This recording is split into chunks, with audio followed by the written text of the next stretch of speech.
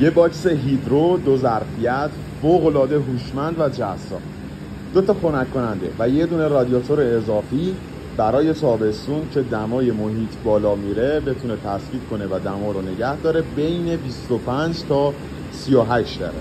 این تا اینجا و یه دونه 198 و یه دونه هم 184. اما تابلوی باکس دما اگر به 21 برسه فنا به صورت خودکار خاموش میشن که دما یکم بیاد بالاتر. دما که اومد بالاتر دوباره شروع به کار میکنه و دستگاه نمیذاره از 20 درجه افت کنن.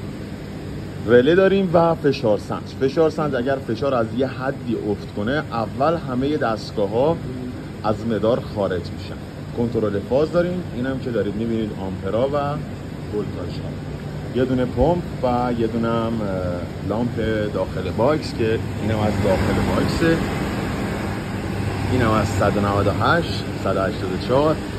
اینم از رادیاتور دوم اتصالات و اینم از آب خروجی ما. خنک دمای 80 درجه تا 100 درجه میشه تقریبا 27 درجه.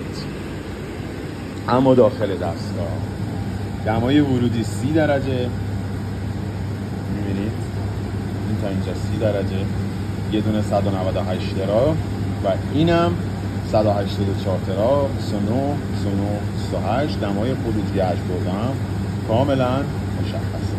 در صورت خرید و سفارش در خدمتتون هستیم.